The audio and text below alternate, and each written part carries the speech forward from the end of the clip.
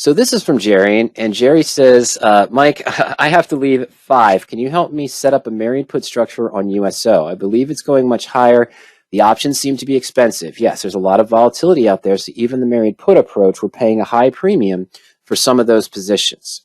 And then there's a wide spread going out 6 to 7 months. Yes, there's been a lot of activity in USO, Jerry. That's going to cause it. Also a lot of volatility and concern in that case. And Jerry goes on to say, do you think the married put's the safest way to go about owning USO? Absolutely. He even said that last week for one of the 3 questions that came in that we might review. I can't remember the gentleman's name. It wasn't David, and it wasn't Kenneth. It was the third gentleman who asked, Edison, I believe. He asked, do you think it's time now, last Friday, is it now time to buy QQQ? Do you think buying QQQ right now is a good approach? And I specifically said, Jerry, the only way I'm buying anything new right now, especially QQQ, any ETF or any stock right now, is as a married put position. And we took a look at the list of the married puts and what I might be opening from the list. I didn't open anything this week from the married put list. And it turned out to be a good reason why, but we'll take a look at that too as well. So Jerry, if I'm opening anything right now, it's going to be with a married put position, not a covered call. Maybe a standard collar. If you just wanted a shorter term profit because you think it's going to be neutral to bullish for the next 2 to 3 months, I might open a 14 or 20 day out standard collar position and continue to roll it. But if I'm longer term bullish and I think there's a bigger move, absolutely, Jerry, I'm opening anything just as a married put position, following the rules in the blueprint. And what is the basic structure that we would look for? We're going to buy the stock position and underlying security. We're going to buy a put, a minimum of 150 days out in time. Usually my target range is around 240 to 270 days is what my average turns out to be since, 2008, setting up the married put structure. And we're going to go 2, maybe 3 strikes in the money, depending, to get the controlled risk we want and take advantage of the at the money bell curve. How am I going to first start to structure a married put position? Well, I'm going to use the tools, of course. I'm just going to start off in the search by symbol under the married put tab. We're going to go to USO, and we're going to look at our expirations. And I'm starting at least 150 days. That's October. It's right on the cusp. So I'm probably going to December or January. Let's give ourselves a little bit more time. It's going to be expensive. Let's go to January 2023. And I'm going to change it to more results right now.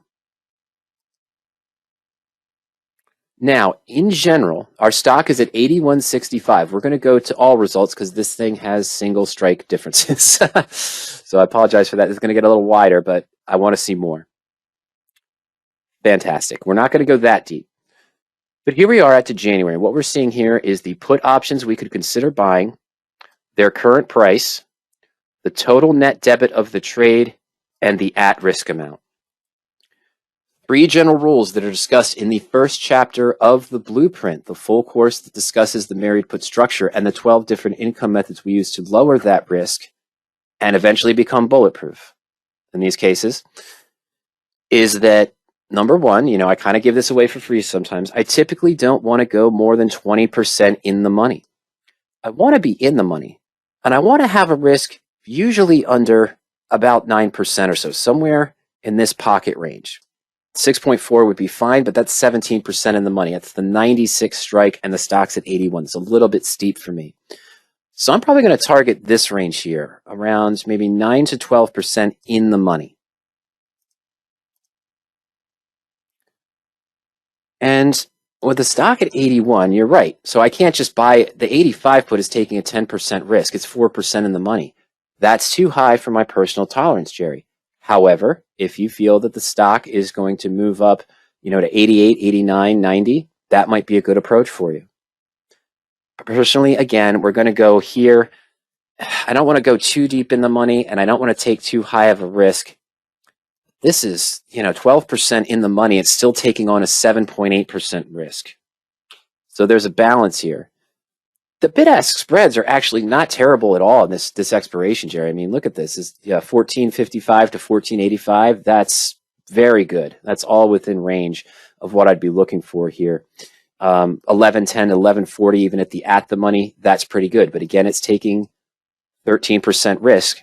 And the 81, the at the money put option has the highest time value. That's why we're buying in the money to get a little bit of a lower risk.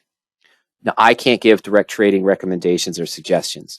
So what your balance here now is, Jerry, is what risk are you comfortable with while at the same time picking a strike price where you think the stock is likely to be trading in the next 20 to 30 days. And why do I say that? Well, when I open a Mary put, I'm bullish on the position. I want to pick a put strike price that's not too deep in the money, because then our expectancy of profit goes away too quickly. And that's usually why I like to be in this range around here, 7.4, 13% in the money, 12% in the money. I'd love to be 5% in the money. And they could do that with something on QQQ and still only have a 4% risk this far out in time. But as you mentioned, implied volatility is a little bit higher. We're at 0.45 is the implied volatility factor column. So we're seeing inflated premiums here and higher risk on the positions. So now, Jerry, that's kind of up to you. Number one, what is the expiration time frame you want? It doesn't have to be January. You could go October, which would be cheaper. You could go to December if you wanted to. It would just be a little bit cheaper. But again, based on your time frame, let's go to October. Based on your time frame for the position and where you think the stock's going to be trading, see, it's still a 9% risk for only 150 days at the October 85. The 90-91 we're looking at is better, 6.9, 6.5. These are also viable trades. They're in the wheelhouse of what you'd look for, Jerry. But again, what you're looking at is where do you think the stock might be trading in the next 20 to 40 days? Because that's the best time to do an income method when the stock is trading right at your put strike price. This is a shorter time frame, so it might be, having the lower strike is better, so you don't need the stock to move up as much in this case. But I'd still want to find a risk that's in my threshold. I don't want to go too deep in the money just to get the lower risk. I will maybe have to take a 7.5%, 8.5% risk on this position going out to January or December to keep within the in-the-money range that I want without going too deep in the money. But because of the volatility, as you mentioned, I'm going to have to sacrifice that. To me here, yeah, the 88 or the 89 in October, what do I like to call it? You've heard me say it sometimes. It doesn't work on this stock because they're all really close. I mean, 6.2, 6.5, 6.9. Are we just splitting hairs here, deciding between the 92, the 88? It's a different risk, but what's the benefit? Well, the benefit is risk control. That's why I don't want to be down here. I don't want to be at 11, 12, 13%. I don't want to be out of the money in this position. I want to be in this range, and we're probably talking about 6.5 to 8%. And a lot of times when we'll look at another stock real quick, and I'll show you what I mean.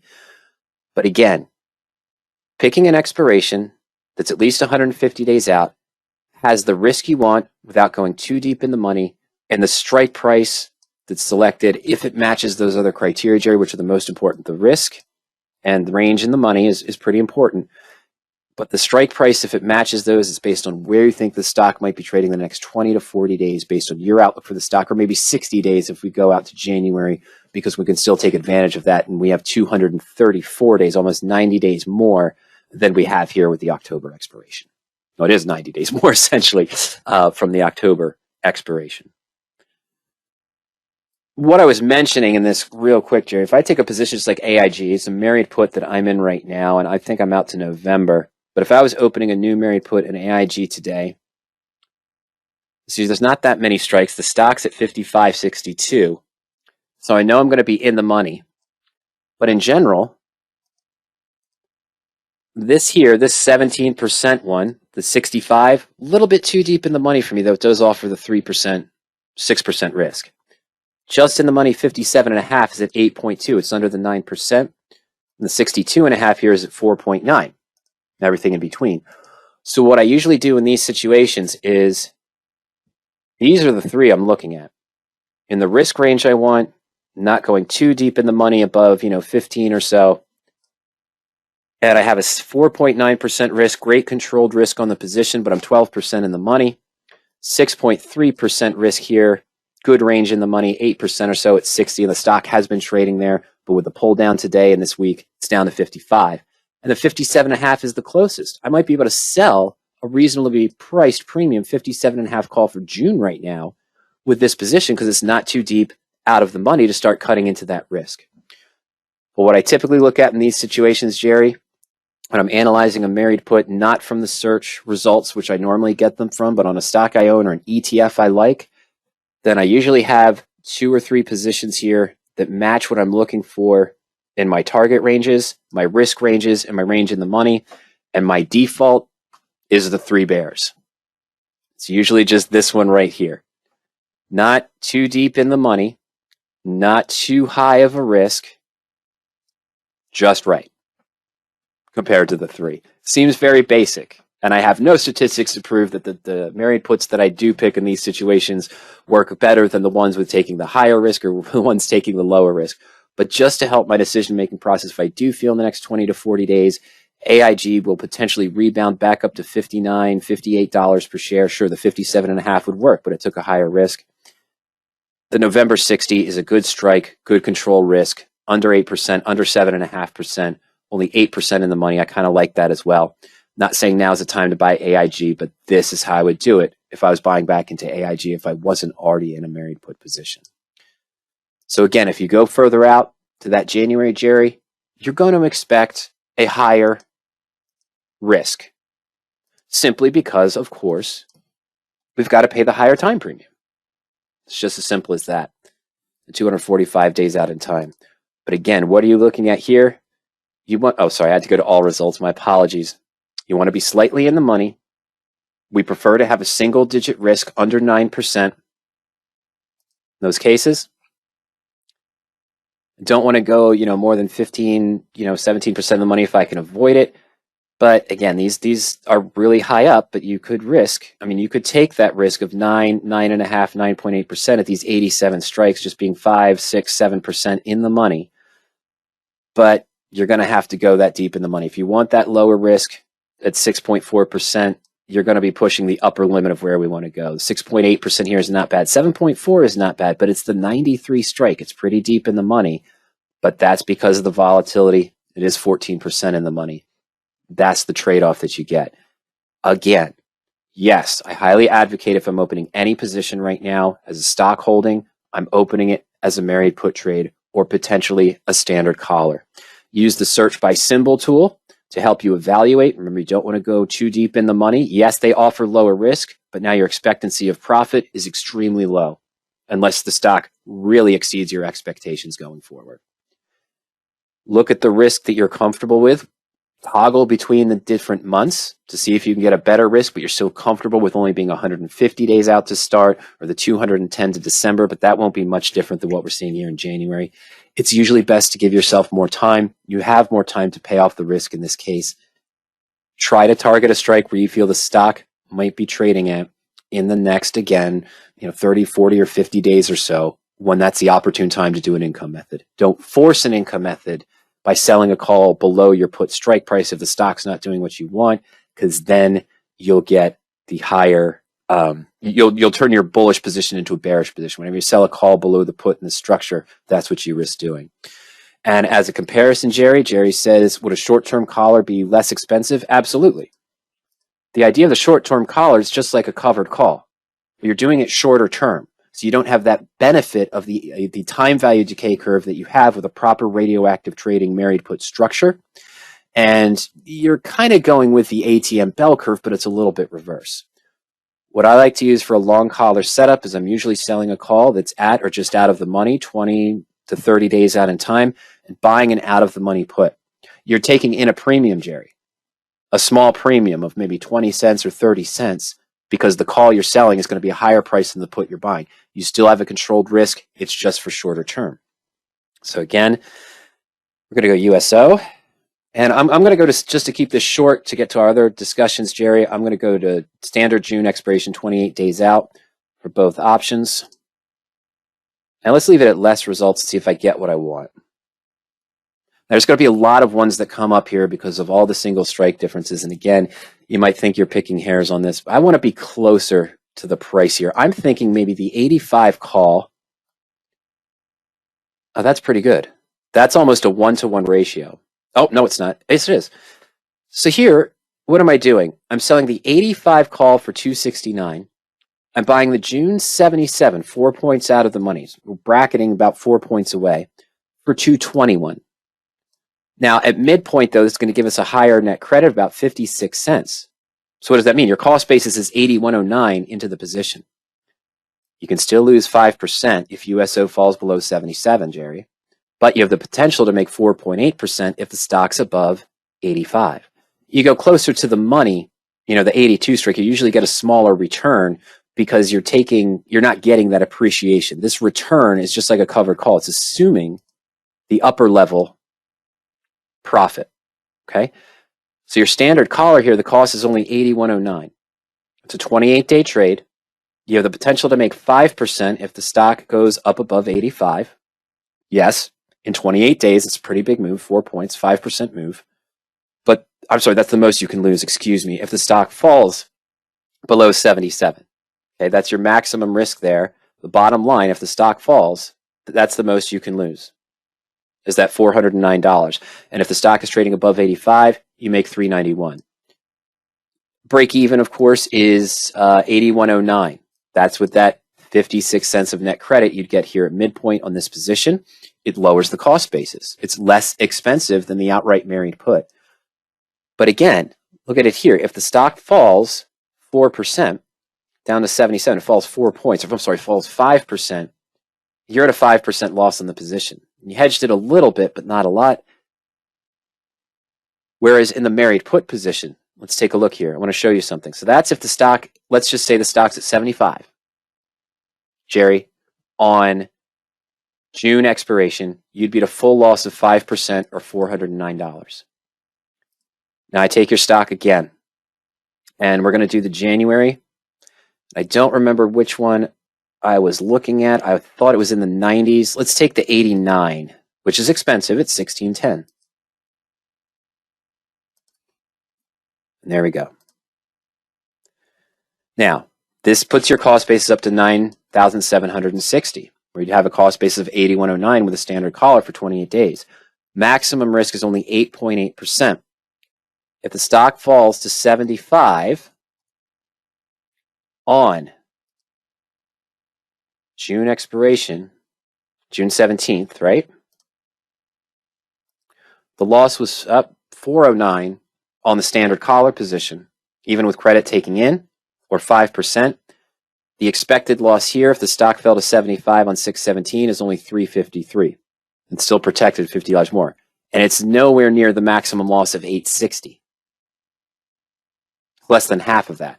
So it's a risk of under 4.4% because you still have time on your side. That's one of the advantages of the married put over the standard collar structure.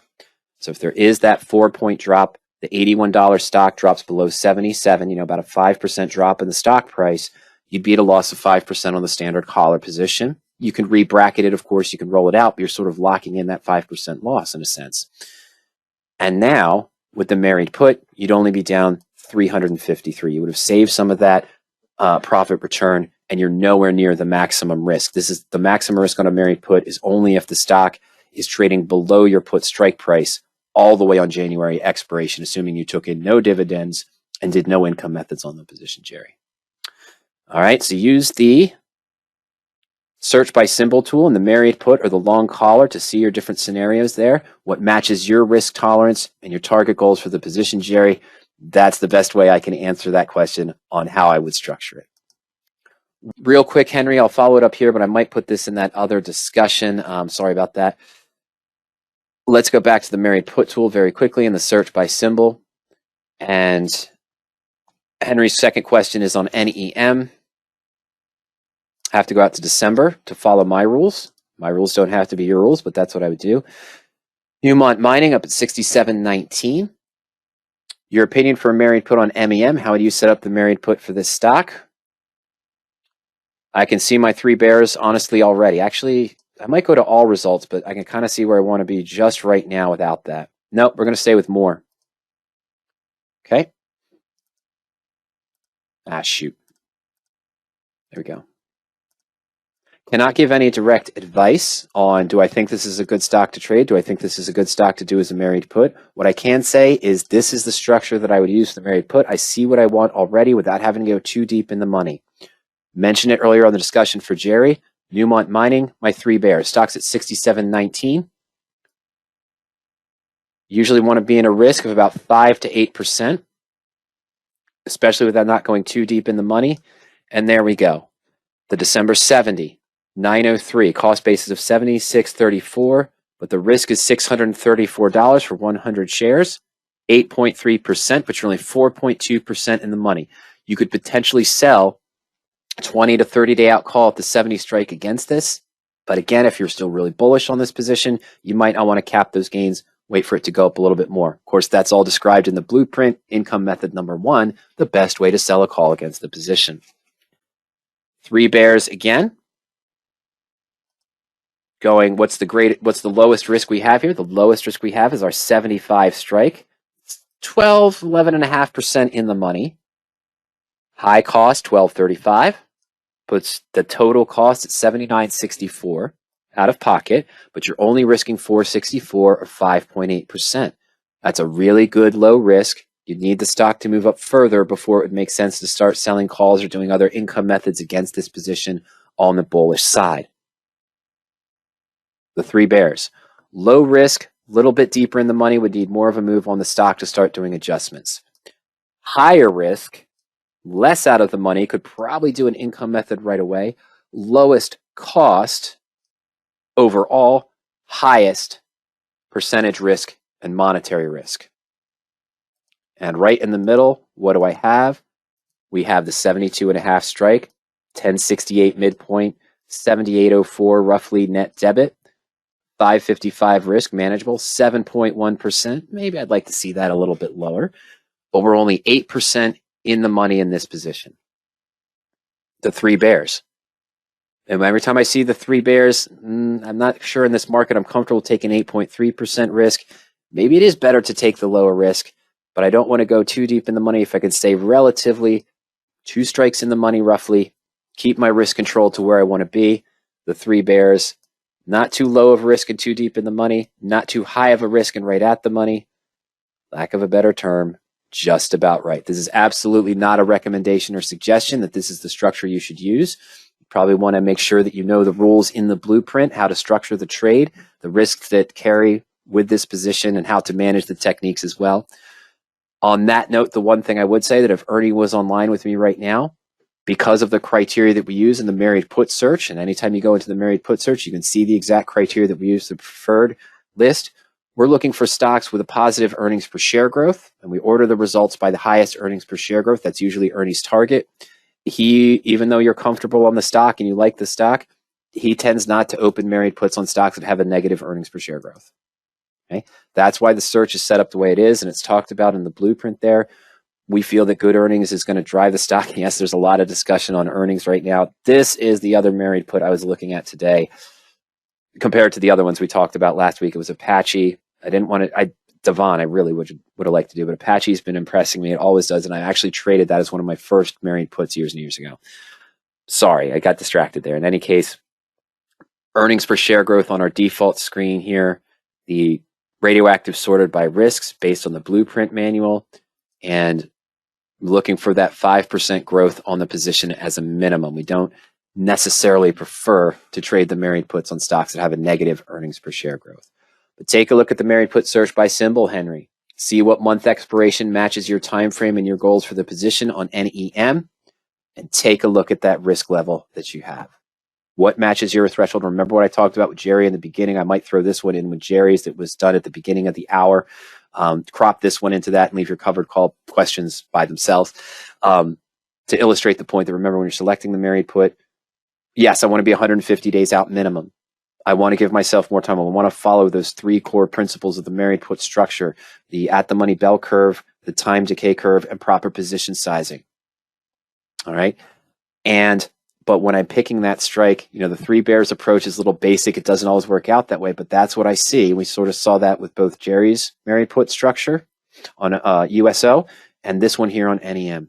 That's what I'm kind of looking to do, picking the strike price also where I think the stock is likely to be trading, where it makes sense to do those income methods on the bullish side, following, of course, as always, the rules in the blueprint. The blueprint contains the initial structure, why we look for the positions we do, why that criteria is there, and then a chapter on each one of the income methods for adjustments, when to use them, how to use them, how not to use them where it can get you into trouble, and you can actually create a bearish position, as we talked a little bit about earlier, sort of that Peloton trade we reviewed related to Paul as well. Okay, so that's what you want to take a look at, Henry, going forward into the position. I'm not saying the December 70 is the best strike. I'm saying it's in the limits and the threshold of what we want, and it would be the middle of the road of the three bears. Not too deep in the money, not too low of risk, not too high of a risk, and right at the money. We're paying into that swelled time premium, just right in between the two, the middle of the three bears on a bullish trade.